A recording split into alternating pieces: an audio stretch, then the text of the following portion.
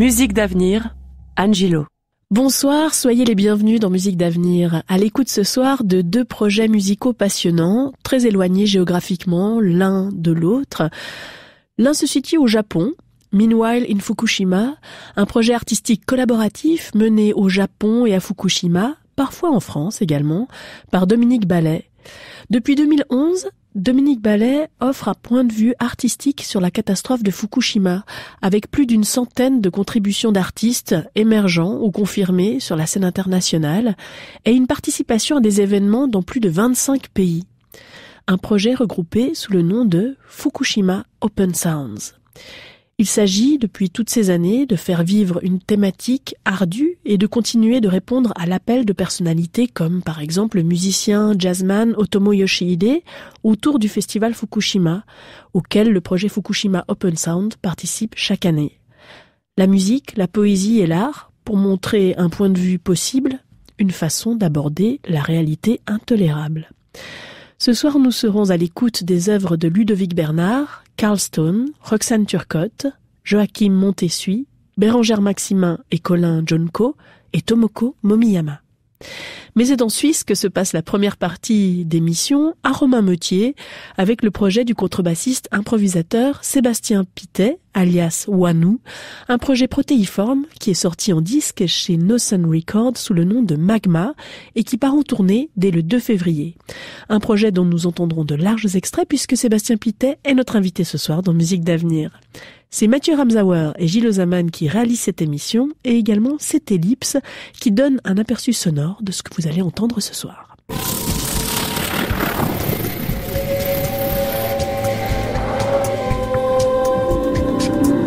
Être à l'intérieur avant que les retombées n'arrivent.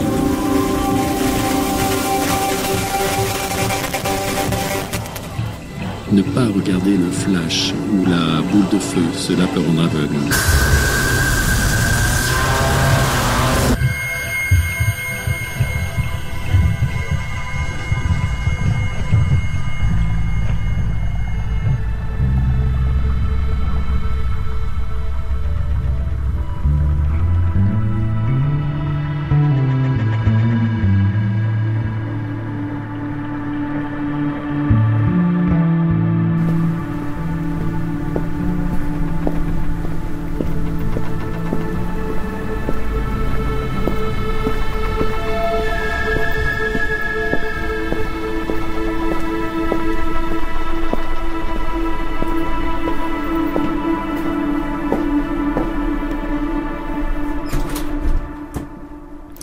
Bonsoir Sébastien Pittet. Bonsoir Anne. Bienvenue dans Musique d'avenir. Merci. Est-ce que je dois vous appeler Sébastien Pittet ou Wanu ? Oh, les deux ça va très bien. Wanu, c'est comme ça qu'on m'a appelé pendant toute ma période d'apprentissage d'horticulteur. Donc voilà, il est sorti ces dernières années pour ce projet musical. C'est votre nom d'artiste ? C'est mon nom d'artiste, voilà. En tant qu'horticulteur et comme horticulteur musical ? Exactement, c'est ce qu'on appelle la culture. Exactement. Donc vous êtes bassiste, compositeur, et on parle en ce moment, ce soir, dans Musique d'avenir, de Magma. C'est votre deuxième album qui est paru là au mois de décembre. Il y a une histoire autour de cette création, mais je vous propose qu'on plonge dans ce magma avec ce premier morceau, parce que avec cette musique, vous nous emmenez, on ne sait pas, dans une sorte de grotte, je trouve. En tout cas, il y a un déplacement dans l'espace. Donc je vous propose qu'on plonge in utero. On se renferme pas sur soi-même, on plonge in utero pour quelques minutes pour prendre contact avec votre musique.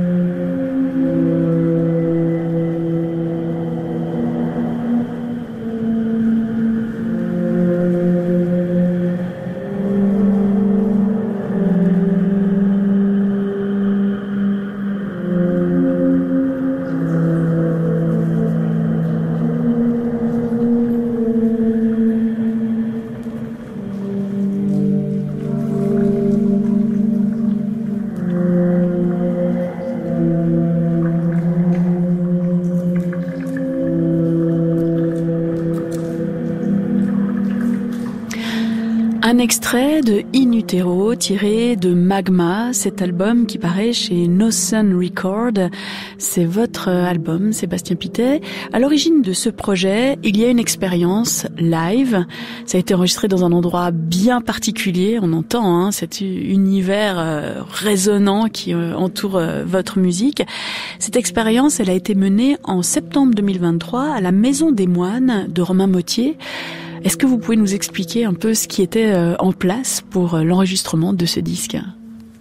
Oui, alors en fait, ce qui est particulier pour cette création, en termes de diffusion du son, c'est que on s'est procuré un acousmonium, qui est en fait une sorte d'orchestre de haut-parleurs, voilà, exactement, qui a été utilisé pour diffuser le son de façon aléatoire ou contrôlée par Mathias Durand. Dans l'espace. Donc, faut savoir que la Maison des Moines, c'est une immense grange qui a été construite à l'époque bernoise, donc au XVIIe siècle, après la Réforme, donc après la destruction de la cour du cloître. Et puis, c'est un immense espace qui était complètement vidé. Donc, avant, il y avait des étages. Le sol est en bois, la charpente est apparente. Il y a à peu près une dizaine de mètres entre le sol et le sommet de la charpente. Et puis 25 mètres de longueur pour environ 12-15 mètres de large. Donc c'est un immense espace avec une réverbération qui est assez importante, mais pas autant que celle d'une église comme l'abbatiale par exemple. Donc c'est une réverbération qui est assez équilibrée, qui est juste à côté, exactement. C'est en fait un espace qui permet quand même plein de possibilités en termes de son, de musique, sans que ça soit trop au niveau de la réverb. Mais justement, pour l'utilisation d'un acousmonium, c'est parfait, puisqu'en fait c'est une énorme salle qui permet vraiment une diffusion assez large et puis des possibilités sonores assez incroyables.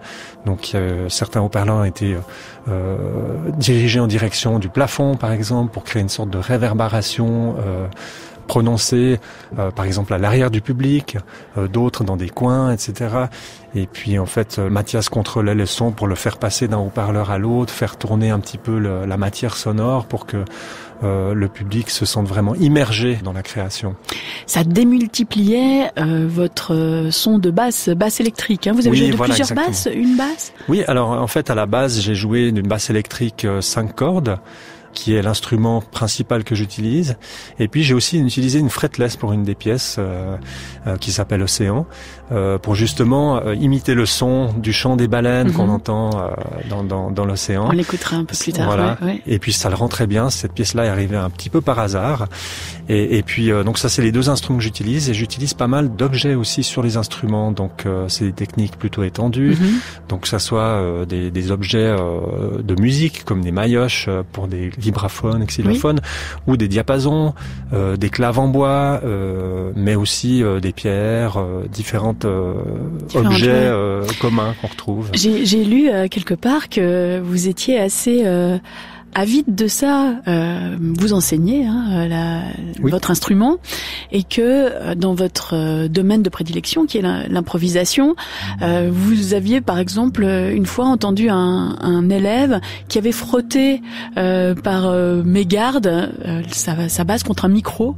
Vous n'aviez jamais entendu ce son-là avec votre instrument, et donc vous l'avez après réutilisé dans de l'improvisation. Donc ces techniques étendues, vous les développez de plus en plus. Oui, effectivement. Et puis, effectivement, je suis inspiré par ce que je rencontre au fil du hasard, parce qu'effectivement, il y avait les histoires de cet élève qui avait, pour s'amuser, il frottait. Alors, c'est un élève qui travaillait pas du tout sa technique instrumentale, mais alors par contre, il faisait des trucs avec sa basse, il la secouait dans tous les sens et tout. Et puis, tout d'un coup, il avait fait ce truc-là. Effectivement, il avait frotté les cordes contre le pied d'un micro, et puis ça a donné un son qui était incroyable. Et puis là, je me suis dit, tiens, c'est quelque chose que je pourrais effectivement explorer. Donc je les remercie pour cette découverte. Alors avec ce disque, vous nous emmenez dans l'univers des basses, donc de deux basses, une basse électrique et cette basse fretless dont vous jouez dans un espace. Donc en fait, ces deux instruments, il y a un instrument agrandi, j'imagine que la salle devient instrument, et l'acousmonium est encore un autre instrument. Et puis il y a vos acolytes, donc Mathias Durand et Sébastien Guénaud, qui lui réalisait des dessins en direct. Ça c'est important aussi de le signaler. Oui, alors en fait, l'histoire avec Sébastien Guenot, elle date déjà d'il y a plusieurs années, puisqu'en fait, à la base, je lui avais déjà demandé de venir m'accompagner sur le vernissage de mon premier album, qu'on a fait aussi à la Maison des Moines. Et puis, m'accompagner avec des dessins. Donc, ce qui s'est passé, c'est qu'il a dessiné sur ma musique. Et puis, à l'époque, il avait fait une impression monotype sur du papier. Donc, il avait imprimé l'encre de ses dessins, de chaque dessin, sur un long papier qu'il avait exposé à la fin de la performance. Donc ça, c'était assez unique comme projet également.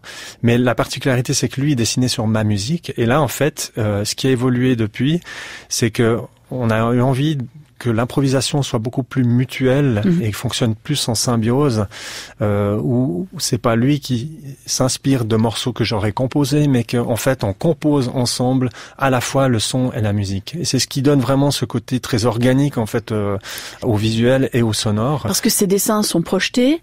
Et vous les voyez, vous réagissez aussi lui réagit à vos sons et vous réagissez à ses dessins. Exactement. Les dessins, ils sont projetés. Donc moi, je suis pas face au public, je suis plutôt face à lui et à la projection. Et puis c'est des dessins qui sont projetés à l'aide d'un vieux rétroprojecteur, comme quand on avait à l'école quand on était petit. Donc c'est vraiment, on va dire, du low tech. Avec, il travaille beaucoup avec de l'eau. Donc c'est ce qui crée beaucoup de mouvements dans les dessins, de l'encre bleue principalement, mais aussi différents objets, différentes matières, différents pinceaux, des chiffons, des branches d'arbres, etc. Des boîtes de pétri aussi qu'on trouve dans les laboratoires de biologie. Vous savez. Rappelez-moi la boîte de pétri, c'est un vieux souvenir, c'est déjà comment? Alors c'est une boîte ronde en verre en fait, dans lequel on peut mettre de l'eau. Et puis créer des effets visuels avec des bulles, de l'encre, etc. Et puis ces boîtes sont posées sur le rétroprojecteur au milieu d'un autre dessin qui lui évolue différemment. Donc ça crée vraiment toute une sorte de dessin animé en fait. Tout à fait. Donc c'est pas juste un dessin qui est dessiné puis figé, mais c'est un dessin qui évolue, qui se transforme, qui s'efface, qui revient. Et puis en plus avec le rétroprojecteur, on peut faire rouler le cellophane, le plastique qui est dessus. Donc en fait ça crée une sorte de travelling cinématographique assez chouette. Donc tout ça est très très inspirant. Et puis effectivement, lui s'inspire pour ses dessins de ce qu'il entend et vice versa. Donc ce qui se passe, c'est que des fois il y a des cohérences, des moments où on se rejoint sur une idée, et puis des moments de confrontation aussi, parce que des fois, peut-être l'un va à l'encontre de l'autre pour créer une autre dynamique. Et puis on essaie aussi d'éviter les pièges de tomber dans les mêmes éléments de vocabulaire, c'est-à-dire que par exemple le morceau Océan, c'est quelque chose qu'on a trouvé tout à fait par hasard une fois, qui marche très très bien, qui est vraiment évocateur. Qu'est-ce qu'on entend sous l'océan en fait? Et ça, c'est très difficile de pas tomber dans ce piège de chaque fois revenir sur cet élément-là. C'est pour ça que la dernière fois que lui a commencé à dessiner des baleines, des orques dans l'océan, des dauphins, la dernière fois qu'on a fait, c'était lors du vernissage le 6 décembre, j'ai exprès été dans une autre direction. Donc et après à la fin il me dit c'est vrai, c'est marrant, je m'attendais à ce que tu fasses, et puis en fait non, et puis ça a donné en fait une autre, des frictions, ça a donné une autre ambiance, une autre dynamique à la création. Alors sur le disque, quand on écoute le disque, on n'a pas les images, il faut peut-être dire aux auditrices et auditeurs qu'il y a un extrait de cet enregistrement live en septembre 2023, c'est 3 minutes 30 sur YouTube, donc on voit vraiment bien, et on a parlé juste auparavant de ces techniques étendues que vous développez, de cet aspect de goutte, cet aspect aqueux que développe Sébastien Guenot avec son image. On va peut-être essayer de créer une image sonore avec un extrait d'Apparition. C'est le troisième morceau de ce disque, où on peut tout à fait imaginer ces gouttes et ces choses un peu aqueuses faites avec l'encre, avec là une technique que vous allez peut-être nous expliquer avant qu'on écoute, une technique que vous utilisez sur la basse. Alors c'est une technique, je vous avoue, je sais plus comment j'avais trouvé ça, mais aussi un petit peu par hasard, je pense.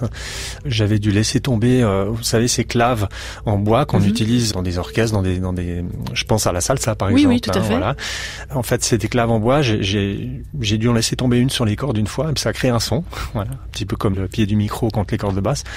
Et puis en fait, j'ai remarqué que en posant une clave sur les cordes et en frottant avec l'autre, en créant un mouvement circulaire avec l'autre main, et ça crée en fait des sons qui génèrent des harmoniques, des cordes, mais tout ensemble. Donc ça crée une sorte d'amas d'harmoniques avec le frottement, donc qui est constant. Et puis si je déplace la clave sur la corde, ça crée en fait un pitch.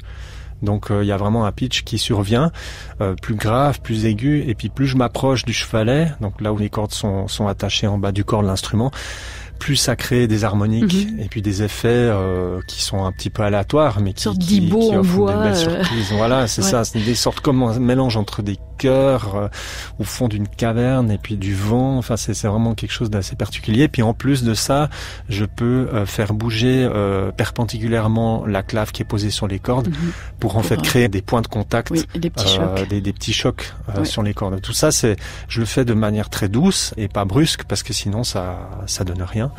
Et c'est ce qui crée, avec en plus ce qui est important, c'est les effets, bien sûr, beaucoup de réverbération, de l'écho. C'est ce qui crée en fait ce son-là. Alors, on en écoute un extrait.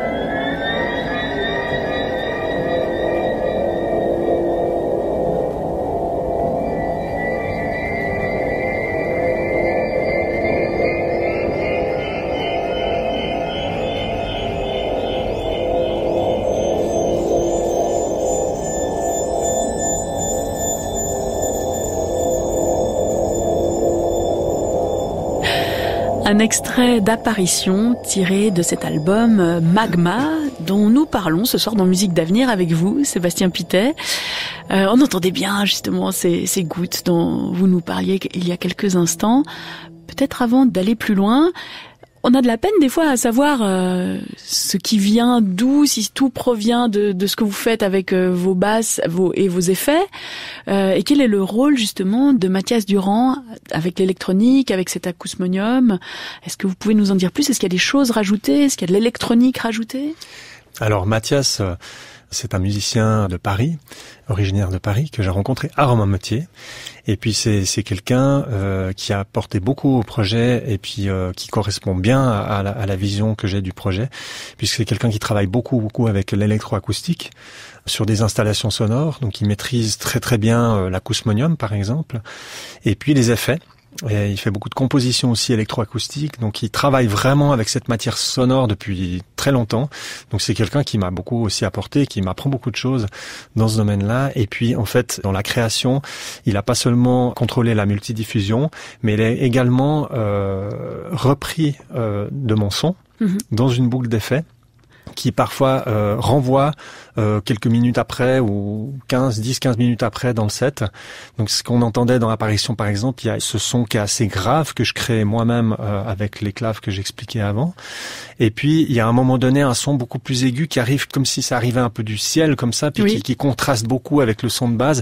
Et ça c'est par exemple une boucle qu'il a enregistrée donc en live quelques minutes avant dans une autre pièce du set, et puis il a gardé au chaud, et puis qu'il a traité, transformé discrètement, et puis qu'il renvoie après à un moment donné dans le set où ça lui paraît pertinent. Donc il fait des réserves. Donc il fait des réserves. Et puis là, il a renvoyé l'effet que j'avais fait, la mélodie, mais genre 4 octaves au-dessus, avec une sorte de fade-in comme ça qui rentre progressivement. Et puis c'est ce qui donne en fait à la fois cette surprise, mais cette cohérence, parce que tout part de la même matière sonore qui est créée en live.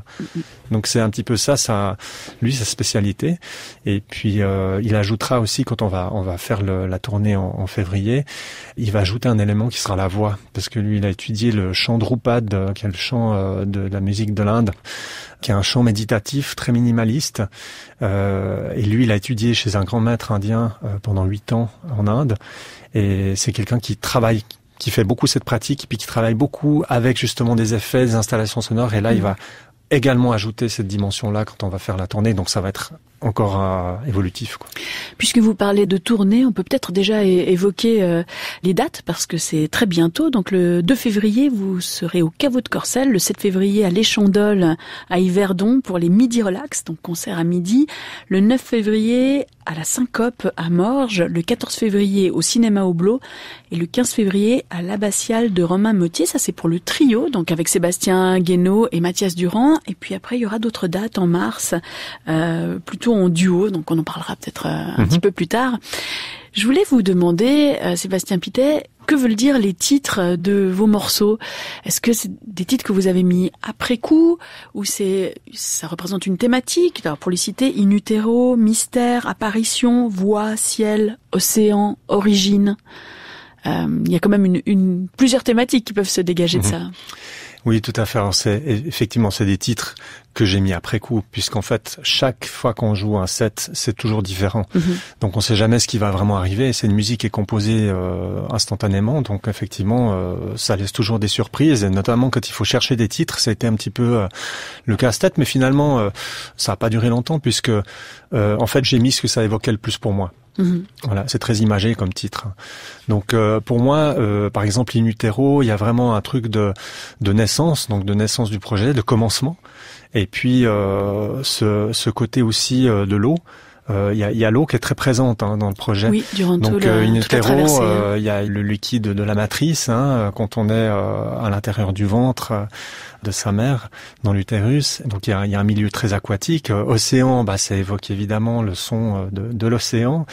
Et pour Origine, par exemple, pour moi, avec Sébastien, on a une sensibilité par rapport à l'époque préhistorique, des peintures rupestres, de l'art préhistorique, l'art rupestre par exemple, et avec la voix de Sadette Turcos qui apparaît sur Origine, pour moi ça m'évoque beaucoup. Sur le dernier morceau. Voilà, exactement. Ça m'évoque en fait ce côté primitif de l'histoire humaine, qui est aussi magnifique, qui est très loin de ce qu'on vit aujourd'hui dans notre société, dans notre civilisation, et ça m'évoque beaucoup cette dimension-là en fait. Voilà, les autres titres sont plutôt des titres qui évoquent plus la nature, l'environnement, et puis le dernier titre évoque plus un côté humain, avec la joue de la voix. Ouais. Ce serait peut-être le moment d'écouter un extrait de cette collaboration avec Sadette Turcos. Sadette Turcos, dont les origines sont du Kazakhstan, qui est venue en Suisse. Déjà, ça fait longtemps qu'elle est là. Elle gravite dans le domaine de la musique improvisée, mais pas seulement, dans le jazz également. Elle a une manière extrêmement personnelle. Elle a ses techniques de voix incroyables, ses chants diphoniques, ses chants gutturaux, et elle recrée un folklore, ou en tout cas une empreinte personnelle qui est très très forte. On a eu la chance de la voir plusieurs fois sur les ondes d'Espace 2. Donc je vous propose qu'on écoute un extrait de Origine qui clôt justement cet album Magma.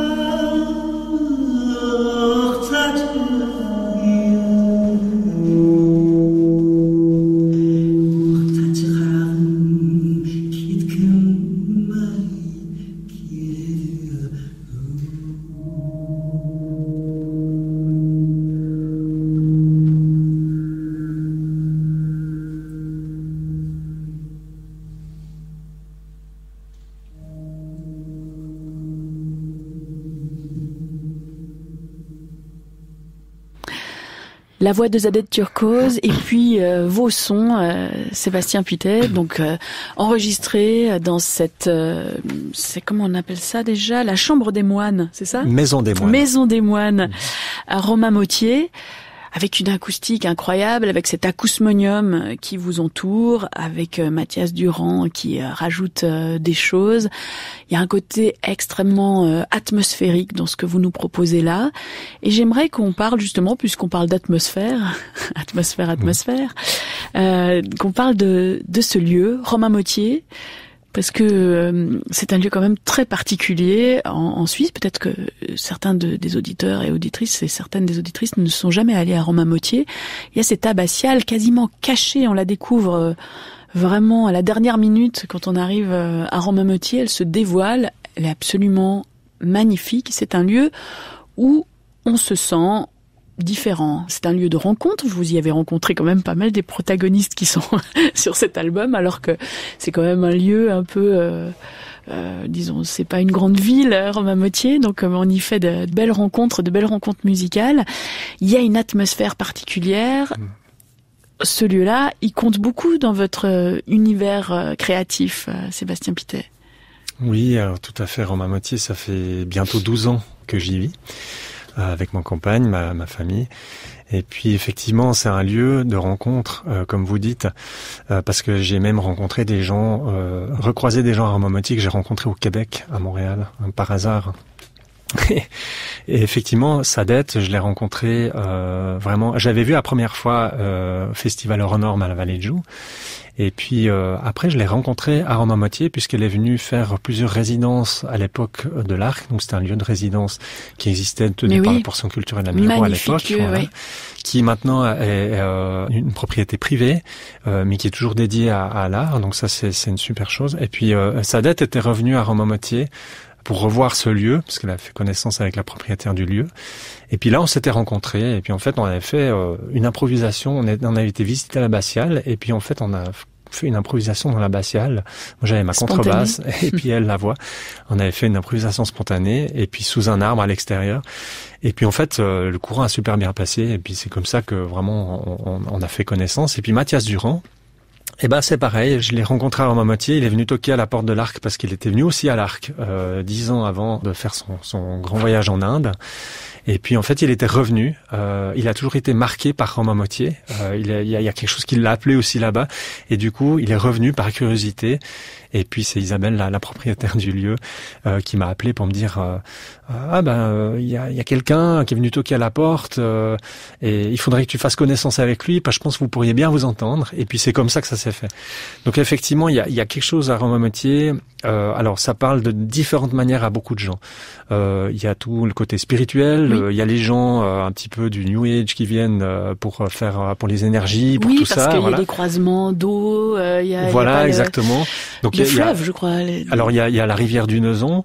Il y a toute l'histoire aussi.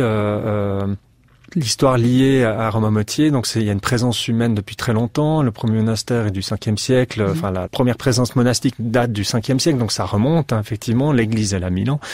Donc, il y a un côté artistique aussi depuis l'époque Katharina von Arx, donc qui a créé toute une dynamique artistique depuis les années 60, quand elle a racheté la maison du prieur à l'époque. Et puis, c'est vraiment resté un lieu très très particulier. Il y a des orgues incroyables. Il y a des orgues incroyables. Il y a une acoustique incroyable dans l'abbatiale aussi. L'abbatiale est réputée pour son acoustique. Et puis c'est vrai qu'il y a une dynamique et une effervescence culturelle qui est un peu hors norme par rapport à la taille du lieu. Et effectivement, c'est quelque chose qui auquel je m'attendais pas à voir à ce point, mais que je recherchais quand même, et que je savais qu'il y avait quand même quelque chose en m'installant à Romainmottier, quelque chose de particulier, sans connaître ce qui s'y passait vraiment. Je savais qu'il y avait quand même quelque chose qui m'appelait. Voilà, il y a quand même quelque chose de particulier. Et puis, comme on dit, c'est pas donné à tout le monde. Hein. Il y a des gens qui viennent et qui repartent parce qu'ils supportent pas cette force, cette intensité qu'on peut retrouver. Et puis il y en a d'autres, comme nous, qui restent parce qu'il y a une magie, il y a quand même quelque chose qui se passe. Après, c'est aussi intense. Il y a aussi des phases un petit peu plus difficiles des fois.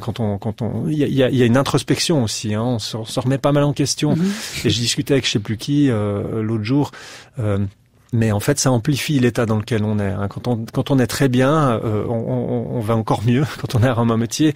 Mais quand on n'est pas très bien, ça fait la même chose. Hein. Ouais. Donc il y a vraiment quelque chose de très fort, mais qui fait aussi que c'est stimulant pour la créativité, inspirant, et puis qu'il y a des choses qui sortiraient pas forcément ailleurs.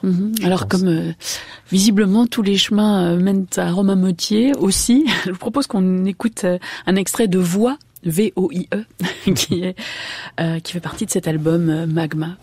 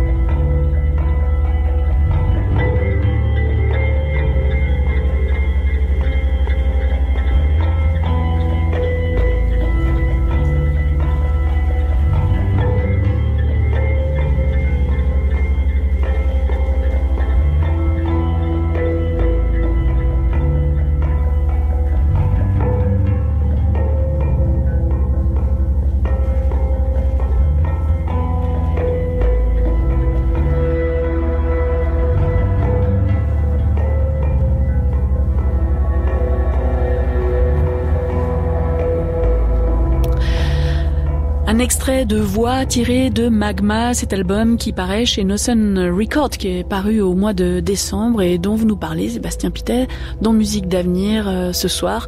Là, on entendait bien votre basse. La basse fait vraiment son apparition de manière assez concrète, alors qu'elle était très diffuse jusqu'ici, ou en tout cas, on la percevait pas de la même manière dans cet album. Sébastien Pittet, au départ, vous venez du rock et vous avez gravité par le jazz et pour finir avec l'improvisation, les musiques plus traditionnelles. Racontez-nous un tout petit peu votre parcours. Alors oui, mon parcours, en fait, j'ai commencé relativement tardivement la musique. En fait, avant, moi, j'étais plutôt dans le dessin, justement. C'est ça qui est drôle. J'ai commencé à l'âge je venais d'avoir 15 ans, d'avoir ma première répétition avec mon premier groupe. Je fêtais mes 15 ans. Ça, je me souviens très bien. Donc la musique, je m'y suis mis assez tard, mais en fait je m'y suis mis assez intensément après mon apprentissage d'horticulteur. J'ai commencé l'EJMA à l'époque, et là j'ai découvert effectivement le jazz. Donc moi je viens du rock, du métal, j'écoute beaucoup cette musique-là, ça fait partie vraiment de ma culture musicale de base. Et puis à l'EJMA j'ai découvert le jazz, mais aussi les musiques du monde. Et ça m'a beaucoup apporté dans mes inspirations. Et puis plus tard, j'ai écouté beaucoup de musique traditionnelle, folk. Je pense à la musique folk nordique, irlandaise ou celtique, de façon générale. Donc ça m'a beaucoup inspiré. Je joue dans un groupe de jazz manouche, Gadjo. Donc j'ai vraiment, en fait, c'est à la fois ma qualité et mon défaut. J'aime dire, c'est que je suis vraiment multitâche. Et puis ce qui est difficile des fois, c'est de choisir un petit peu, mais où est-ce que finalement je veux aller. Et puis finalement, l'improvisation, elle me permet d'aller un peu où je veux, mais de rester dans une cohérence aussi artistique, et puis une liberté en fait.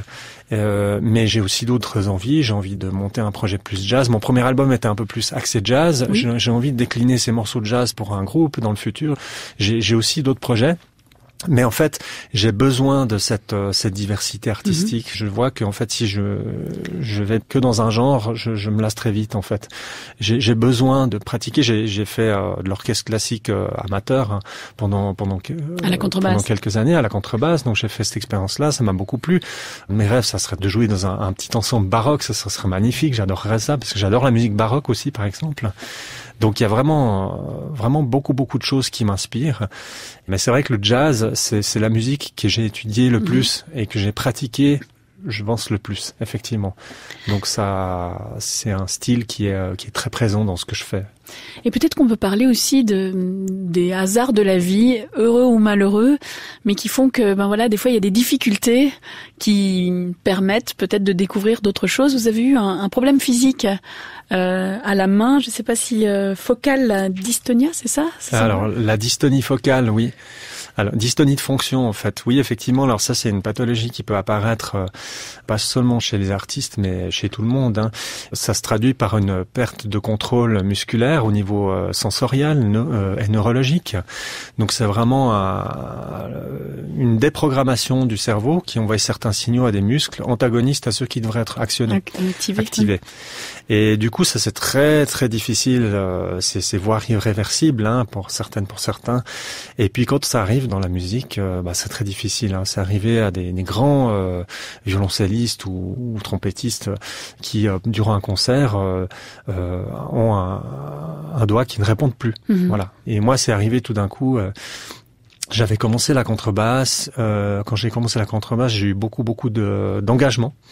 Et puis j'étais dans une période de ma vie où j'étais assez stressé, j'avais beaucoup de choses dans la tête. Et puis en fait, un jour, j'ai eu pas une douleur, mais comme une sensation bizarre dans la main. Et puis je me suis rendu compte de rien. Et un peu plus tard, j'avais un concert à la basse électrique. Je faisais des lignes de basse toutes simples, et mes doigts ne répondaient plus. J'avais deux doigts qui ne répondaient plus. Et là, je me suis inquiété, et puis j'ai consulté, et puis après, je me suis renseigné, et puis c'est là que j'ai découvert que j'avais ce problème de dystonie focale, que aujourd'hui j'ai toujours.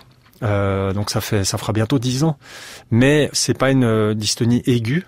Donc je me suis arrêté de jouer pendant plusieurs mois et heureusement pendant cette période j'avais eu un mandat de remplacement à la Haute École de Musique à Lausanne en tant que professeur pour les cours de rythme et les ateliers. Donc j'ai pu continuer à pratiquer la musique et à enseigner d'une autre manière.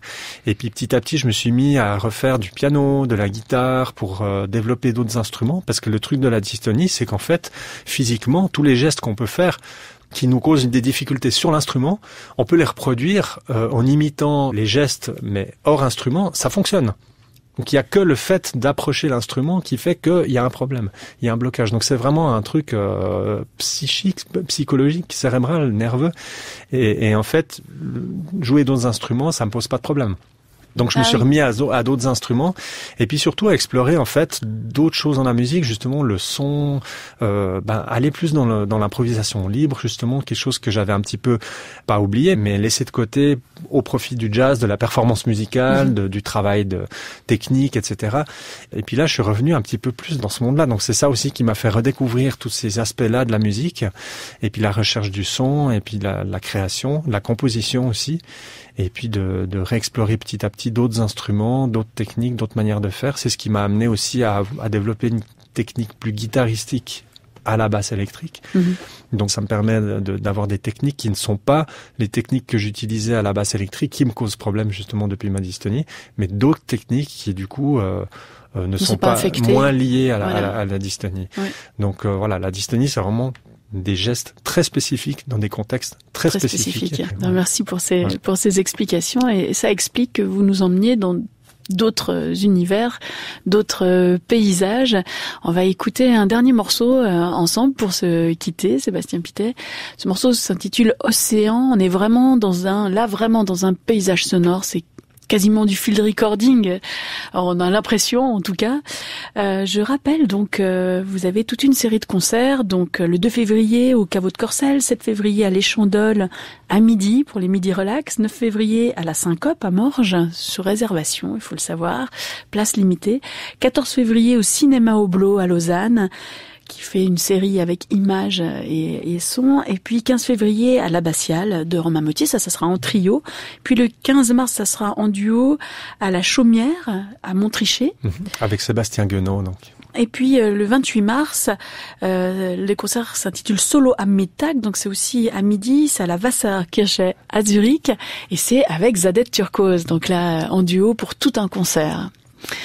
Donc on va se quitter sur cet océan. Là, c'était vraiment une volonté de votre part. Quelques mots juste sur ce morceau et comment vous l'avez élaboré avant qu'on l'écoute. Alors ça, c'est venu un petit peu du hasard aussi. Donc Sébastien avait commencé une fois à dessiner des baleines, des orques, des dauphins. Et puis en fait, moi, tout d'un coup, j'ai eu l'idée de me dire comment est-ce que je pourrais reproduire des vagues avec cet effet-là. Ce son-là, j'avais envie de produire des vagues. Donc j'utilise la pédale volume, la distorsion et tous les volumes à fond sur les effets, mais j'ai coupé le son de la basse et avec la pédale de volume, je n'utilise que le souffle en fait généré par les pédales d'effet. Et c'est ce qui donne cet effet de houle, de vague. Et puis le chant des baleines, en fait, moi j'ai joué beaucoup de basse fretless pendant 10 ans. Principalement, je jouais que cette basse-là. Donc j'ai développé beaucoup de sons sur la fretless. Et donc la basse fretless, c'est une basse qui est où il n'y a pas de fret, il n'y a pas de case, donc ça permet d'avoir des glissando très expressifs.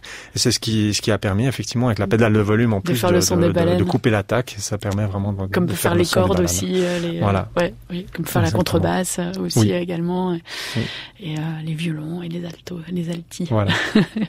Merci beaucoup d'être venu dans Musique d'Avenir. Merci Anne. Et bon vent à vous, bonne tournée. Merci. Et puis merci pour ce disque Magma, c'est paru chez Nosen Record. À très bientôt. À bientôt.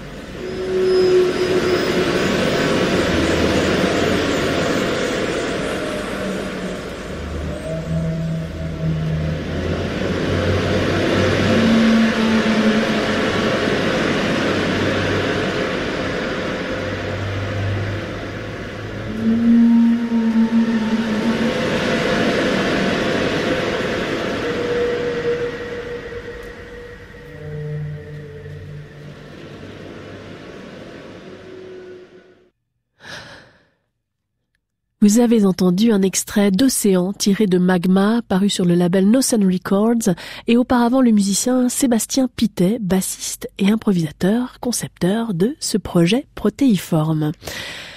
Le projet Fukushima Open Sounds est mené depuis 2011 par Dominique Ballet. Ce projet offre un point de vue artistique sur la catastrophe de Fukushima, avec plus d'une centaine de contributions d'artistes émergents ou d'artistes confirmés sur la scène internationale. Ce projet participe à des événements dans plus de 25 pays, dans des festivals, des performances, des galeries, des musées, des articles, des entretiens, des présentations dans des émissions de radio locales et nationales, des colloques également, et des résidences artistiques. Il s'agit, pour Dominique Ballet, depuis toutes ces années, de faire vivre une thématique difficile et de continuer de répondre à l'appel de personnalités comme le musicien de jazz Otomo Yoshihide, qui lui a créé le festival Fukushima, auquel le projet Fukushima Open Sound participe chaque année. Des collaborations ont également pu se tisser avec un projet similaire, un projet partenaire au sein de l'Université de sciences sociales de Fukushima mené par Koji Nagahata. Dominique Ballet nous dit que dès le départ, ce projet artistique est travaillé avec l'intuition qu'il faudra le tenir dans l'exigence, l'ouverture, mais aussi la durée. La catastrophe nucléaire nous projette dans une temporalité excessive. Les impacts touchent nos générations et les générations futures, avec toutes les difficultés et les aléas que cela provoque. Ceux qui sont mobilisés sur ces sujets savent à quoi s'en tenir. On est sur du marathon et même de l'ultra-marathon. Plus de 10 ans, 13 ans, 14 ans, c'est aussi probablement la durée escomptée pour amener les oppositions et les critiques ou toute voie alternative à une forme d'usure et de lassitude. On le voit avec la décision de rejeter l'eau contaminée dans l'océan, qui, hormis l'indignation des puissances voisines et d'une partie des populations locales, soulève finalement bien peu de réactions auprès des gouvernements et des opinions publiques internationales. Alors même que la filière nucléaire brigue le label d'énergie verte, nous sommes toujours là, nous dit Dominique Ballet, actifs chacun dans nos domaines et nos créneaux, et nous rejoignons parfois, conscients que l'un des enjeux aujourd'hui est bien de s'extirper de cette banalisation et déjouer les coups de force et les leurres du moment. Nul doute qu'on aura toujours besoin d'art pour tenter d'éclairer la réalité et dégager du possible. Le projet Fukushima Open Sounds est toujours ouvert aux contributions. Avis aux amateurs donc. On commence ce voyage à travers les contributions de ce projet autour de Fukushima avec une lecture de Ludovic Bernard qui lit un extrait de son œuvre Réacteur 3 paru aux éditions Lanskin. La création sonore est signée Ilan Blanco. Main Camera, sous un nuage, supprime ses marges vers un noir rude, insondable. Une grille, encore. Un soupirail, une couronne de lumière. En chemin, un bot coincé par un objet volumineux tombé devant ses roues. Travail de déclassement. Coût estimé à 5 billions de dollars. Une musique unitaire, ouverture d'une valve de séparation. Un tube irisé pivote, donne sur un canal maltraité, rouillé sur ses parties concaves, constellé de pépites de crasse. Musique unitaire.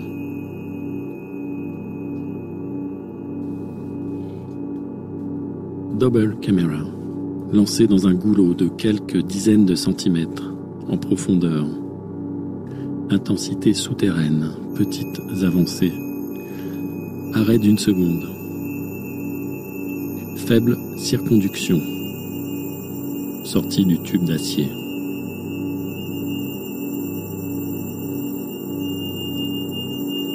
C'est ensuite que l'onde d'une eau trouble, bouchée par une teinte Black 5C, réagit aux débris dérangés par le bot à chenilles, sous la grille rongée par les acides. La tête chercheuse angoisse, enregistre son reflet, capte son triple phare, front axé dans les soubassements aquatiques. Zoomer lentement. s'enfoncer dans le liquide empoisonné. Laisser les gaz explorer les puisards corrompus.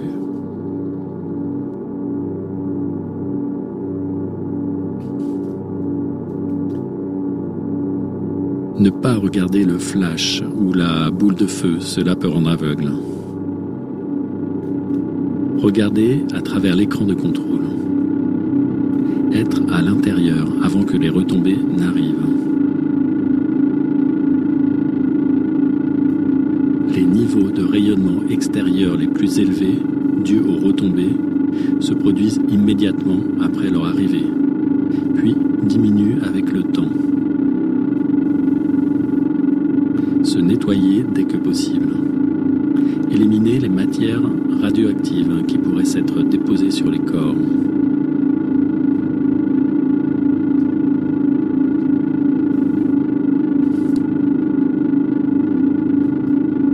Les pulsions électromagnétiques peuvent endommager les équipements électriques et électroniques et provoquer des perturbations temporaires. Il est prudent de manger ou de boire des aliments emballés.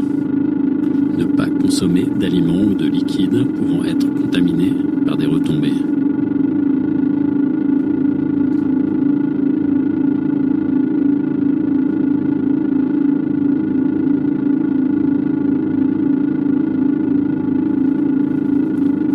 Le Little Sunfish, dans l'unité 3, inondé avec une profondeur d'environ 6 mètres, se faufile sous des structures porteuses à pistons géants. Son corps de 10 cm de long sur 3 cm de large trouve des goulets où se glisser comme un phoque fouineur, poursuivant son chemin toujours plus poisseux. Il fouille les renfoncements les plus glauques. À partir de là, le bot amphibien ne sait pas où il met les pieds.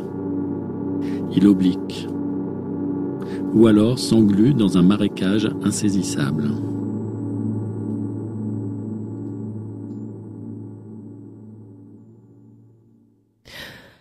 Réacteur 3 de Ludovic Bernard, qui lit un extrait de son œuvre, c'est une création sonore réalisée en collaboration avec Ilan Blanco en juillet 2022.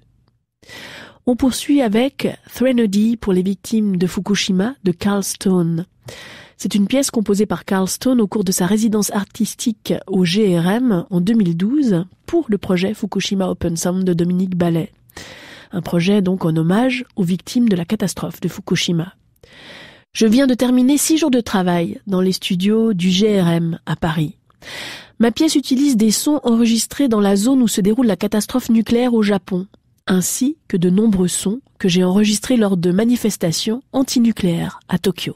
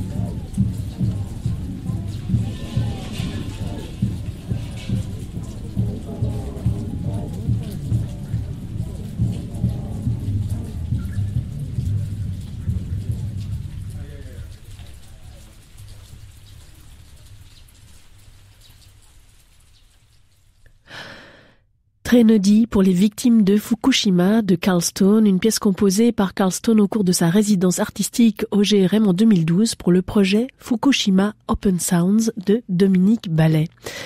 On poursuit notre voyage avec Zone d'exclusion de Roxane Turcotte. Des harmoniques émergent du timbre principal, nous dit-elle, le shakuhachi, puis elle vole au hasard du cauchemar pour n'y laisser que quelques notes récurrentes mélangées au désastre. Une musique sourde revient pour nous rappeler les souvenirs d'antan. Ce ne sont que des anges que nous entendons. Une ritournelle rythmique et des basses fréquences nous convient à la mort, l'angoisse et le désordre pour se déconstruire au fil du temps. Tel est le destin des hommes. J'ai utilisé pour cette œuvre des captures de l'instrument, du shakuhachi, et quelques sonorités autour de tremblements et mers inquiétantes.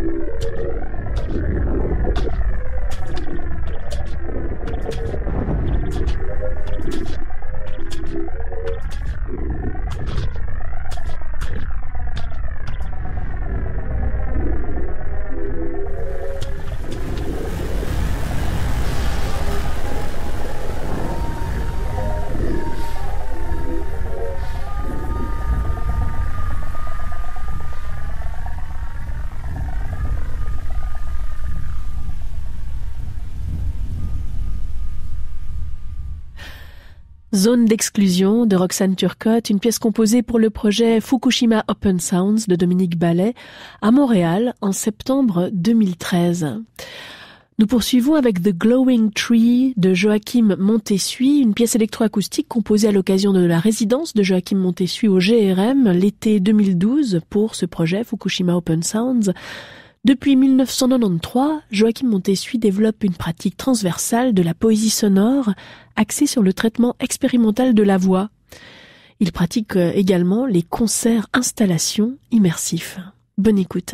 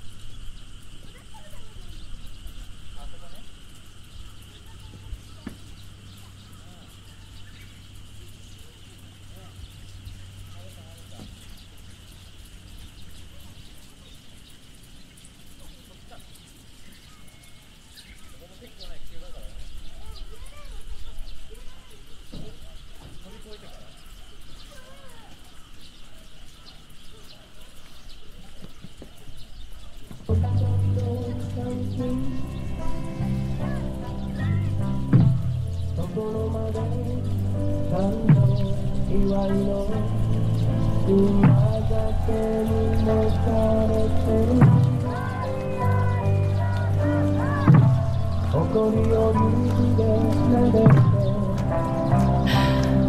Glowing Tree de Joachim Montessuy, une pièce électroacoustique composée à l'occasion de la résidence de Joachim Montessuy au GRM l'été 2012 pour le projet Fukushima Open Sounds de Dominique Ballet. La prochaine pièce s'intitule Le Fléau. Elle a été composée par Bérengère Maximin et Colin Jonko. Elle a également été enregistrée au studio de l'INA GRM en 2012 dans le cadre de ses résidences artistiques du projet Fukushima Open Sounds. Elle est basée sur un poème d'Edward Bond, The War Plays. You who live in barbarous times, under rulers with redness on their hands, blackness in their hearts, and ignorance in their minds, everything before your time was the childhood of humankind, with the new weapons that age passed, but you went on building your house with bricks that were already on fire. Qu'on pourrait traduire comme ceci: vous qui vivez en des temps barbares, sous des gouvernants aux mains rouges, la noirceur dans le cœur et l'ignorance dans leur esprit. Tout ce qui a précédé votre époque était l'enfance de l'humanité. Avec les nouvelles armes, cet âge est passé, mais vous avez continué à construire votre maison avec des briques qui étaient déjà en feu.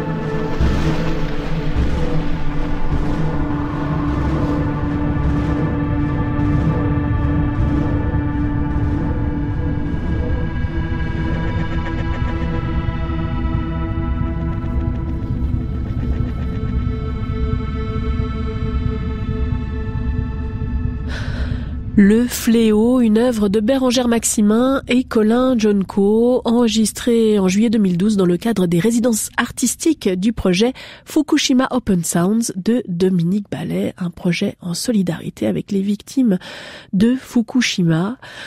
Une dernière œuvre, ce soir, un extrait, du moins, c'est la seule japonaise de cette sélection, elle s'appelle Tomoko Momiyama. Son œuvre s'intitule I Saw Time Under a Cherry Tree, j'ai vu le temps sous un cerisier.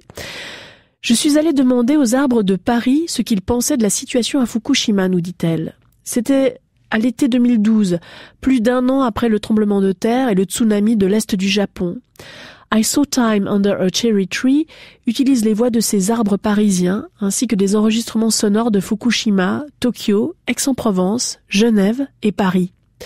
À Fukushima, j'ai visité Bakamiki à Minamisoma, qui serait le lieu de naissance d'une vieille et mystérieuse chanson pour enfants appelée Konchororin.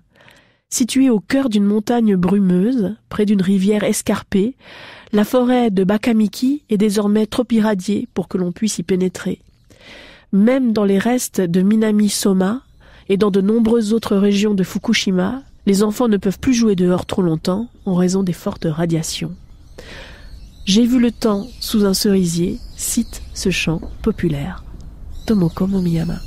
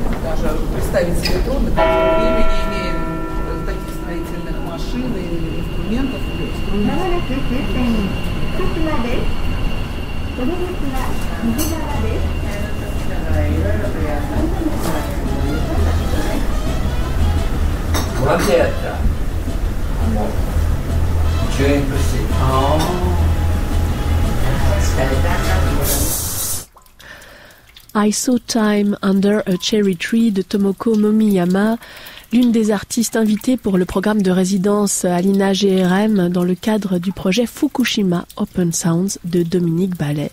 Ce projet donc en solidarité avec la population de Fukushima.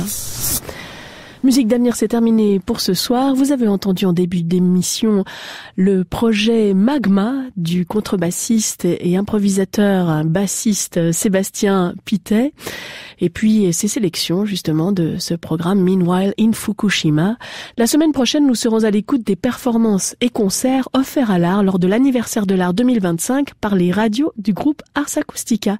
Il me reste à remercier Gilles Ozaman et Mathieu Ramsauer pour la réalisation de l'émission et à vous souhaiter la plus douce des nuits. Il est minuit sur Espace 2.